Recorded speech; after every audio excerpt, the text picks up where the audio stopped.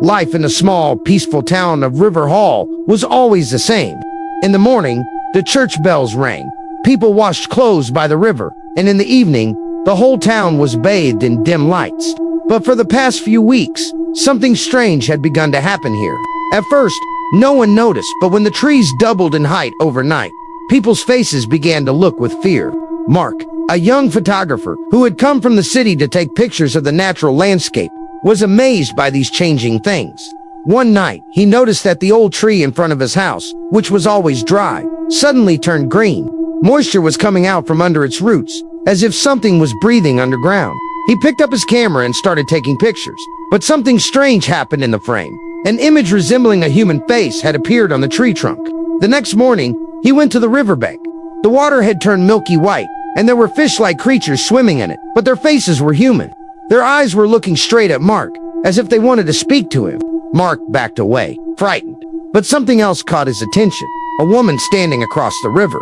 She emerged from the water, barefoot, her hair wet. Her eyes were shining in a green light. Mark turned the camera toward her, but when he took the picture, the woman was not in the frame. He looked back, and the woman was gone. That night, as he looked through the pictures in his room, the woman was there in every picture, but each time closer than the last. In the last picture, she was standing behind Mark. Mark's heart began to beat faster. He turned on the lights in the room, but the electricity flickered again and again. The trees outside the window began to move as if they had come to life. The leaves of the trees whispered in the wind. For a moment, Mark felt as if he were making up words. Go back. Mark spoke to the town's local librarian the next morning, an old woman named Mrs. Helen. He said softly, "This is not the first time. River Hall wakes up every 100 years. Nature here is not only of the land, but also of the spirits. Whoever looks deeper becomes a part of it himself." Mark asked in surprise, "What do you mean?" Helen smiled and said, "You will understand soon." That night, heavy rain began. The roots of the trees spread to the streets. The moisture filled the inside of the houses, and the river water began to flow through the middle of the town. Mark began to film with his camera, but as he was shooting, the atmosphere was changing. The smell of grass and the sounds of human breathing began to echo in the air. Suddenly, something hit the window glass. He went and saw a hand, but the hand was not of flesh. It was of wood, as if a tree had taken on human form. Mark stepped back, but then he felt his own fingers begin to harden. He saw with surprise that his skin was starting to become like wood. Scared, Mark ran outside.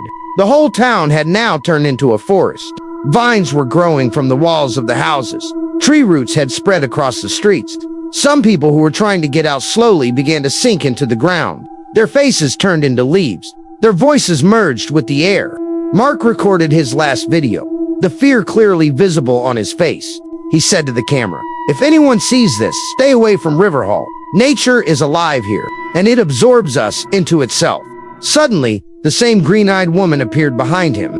Her voice was as soft as the wind. "You are ours now, Mark. You saw us. Now we will see you." Mark tried to scream, but his voice was drowned out by the noise of the trees. His body slowly began to be absorbed into the ground. His eyes closed inside the wood. The next morning, the town was quiet again.